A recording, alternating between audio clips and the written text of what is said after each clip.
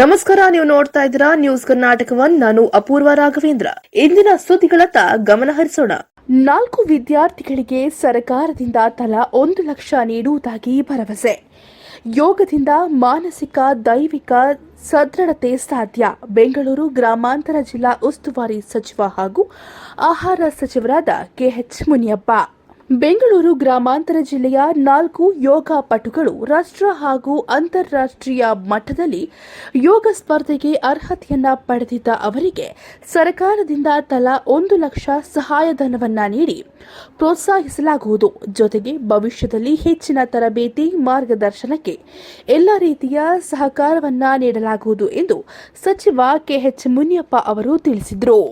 ಬೆಂಗಳೂರು ಗ್ರಾಮಾಂತರ ಜಿಲ್ಲೆ ದೇವನಹಳ್ಳಿ ಪಟ್ಟಣದ ಅಂಬೇಡ್ಕರ್ ಭವನದಲ್ಲಿ ಕರ್ನಾಟಕ ಯೋಗಾಸನ ಕ್ರೀಡಾ ಸಂಸ್ಥೆ ಹಮ್ಮಿಕೊಂಡಿದ್ದ ಜಿಲ್ಲಾವಾರು ಯೋಗಾಸನ ಸ್ಪರ್ಧೆಯನ್ನು ಉದ್ಘಾಟಿಸಿ ಬೆಂಗಳೂರು ಗ್ರಾಮಾಂತರ ಜಿಲ್ಲಾ ಉಸ್ತುವಾರಿ ಸಚಿವರಾದ ಹಾಗೂ ಆಹಾರ ಸಚಿವರಾದ ಕೆಎಚ್ ಮುನಿಯಪ್ಪ ಅವರು ಮಾತನಾಡಿದರು. ಯೋಗ ದೈವಿಕ ಹಾಗೂ ಮಾನಸಿಕ ಆರೋಗ್ಯದ ಕೀಲಿಕೈ ಆಗಿದೆ. ಅನಾದಿ ಕಾಲದಿಂದಲೂ ಬೆಳೆದು ಬಂದ ಯೋಗಾಭ್ಯಾಸ ಇಡೀ ದೇಹದ ಮಾರ್ಗವನ್ನೇ ಸಕಾರಾತ್ಮಕವಾಗಿ ಬದಲಿಸುವ ಶಕ್ತಿಯನ್ನ ಹೊಂದಿದೆ ಎಂದರು.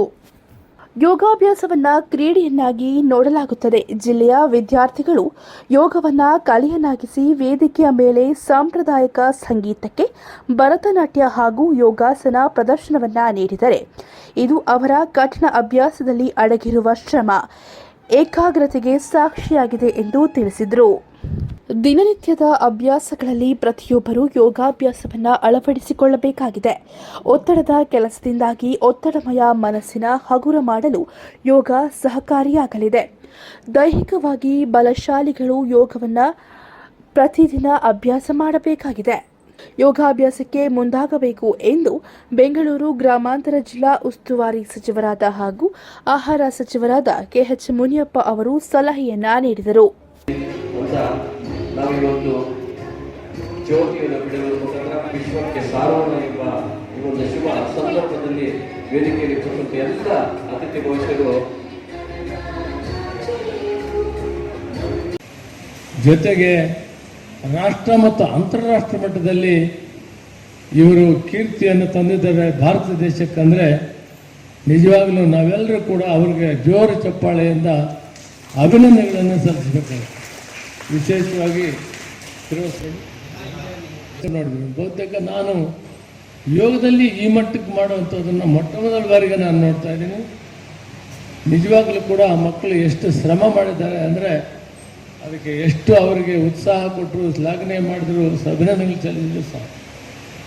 ಇವತ್ತು ರಾಷ್ಟ್ರ ಮಟ್ಟದಲ್ಲಿ ಕ್ರಿಕೆಟ್ನಲ್ಲಿ ಜಗತ್ತಿನಲ್ಲೇ ಯಾವಾಗೂ Australia versus India, Britain versus India, Pakistan versus India ಆದಾಗ ಬಹಳಷ್ಟು ಸಾರಿ ಇಂಡಿಯಾ ಗೆದ್ಕೊಂಡು ಹಾಕಿನಲ್ಲಿ ಮೊದಲ ದಿನಗಳಲ್ಲಿ ಗೆಲ್ತಾ ಇತ್ತು, ಈಗ ಕಡಿಮೆ ಆಗಿದೆ.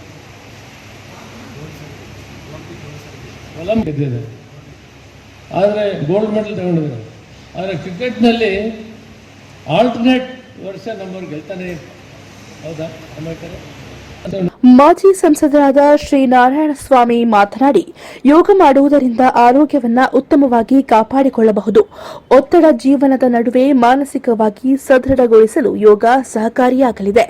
ಆರೋಗ್ಯಕ್ಕೆ ಮನಸ್ಸು ಎಷ್ಟು ಸಹಕಾರಿಯಾಗಿ ಇದೆಯೋ ಅದೇ ರೀತಿ ಮನಸ್ಸಿನ ಆರೋಗ್ಯಕ್ಕೆ ಯೋಗ ಸಹಕಾರಿಯಾಗಲಿದೆ. ದೇಹದಲ್ಲಿ ಕಂಡು ಕಾಣದೇ ಇರುವ ಅನೇಕ ಕಾಯಿಲೆಗಳಿಗೆ ಯೋಗ ಒಂದು ರಾಮಬಾಣವಾಗಿದೆ ಎಂದು ಹೇಳಿದರು. ನಮ್ಮ ಯೋಗಾಸನದ ಕಲೆಯಿಂದ ನಮ್ಮೆಲ್ಲರನ್ನೂ ಕೂಡ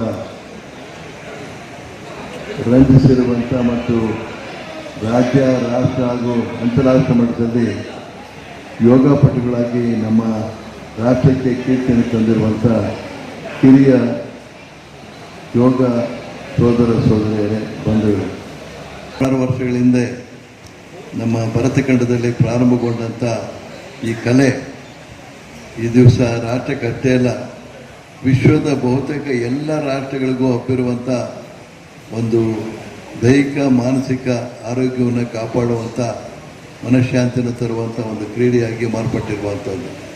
ಅದನ್ನು ನಾವು ಜಾತ್ಯತೀತವಾಗಿ ಭಾಷಾತೀತವಾಗಿ ಎಲ್ಲ ಪ್ರದೇಶಗಳಲ್ಲೂ ಕೂಡ ಇದನ್ನು ನಾವು ಇದೇ ಸಂದರ್ಭದಲ್ಲಿ ಬೆಂಗಳೂರು ಗ್ರಾಮಾಂತರ ಜಿಲ್ಲಾ ಪಂಚಾಯಿತಿ ಮಾಜಿ ಅಧ್ಯಕ್ಷ ಬಿ ರಾಜಣ್ಣ, ಬೆಂಗಳೂರು ಗ್ರಾಮಾಂತರ ಜಿಲ್ಲಾ ಯೋಗಾಸನ ಕ್ರೀಡಾ ಸಂಸ್ಥೆ ಅಧ್ಯಕ್ಷ ಎಸ್ ಮಾರುತಿ, ಬೆಂಗಳೂರು ಗ್ರಾಮಾಂತರ ಜಿಲ್ಲಾ ಪಂಚಾಯಿತಿ ಮಾಜಿ ಉಪಾಧ್ಯಕ್ಷೆ ಅನಂತಕುಮಾರಿ ಚಿನ್ನಪ್ಪ, ಅನೇಕ ಮುಖಂಡರು ಹಾಗೂ ತರಬೇತಿದಾರರು ಈ ಸಂದರ್ಭದಲ್ಲಿ ಉಪಸ್ಥಿತರಿದ್ದರು.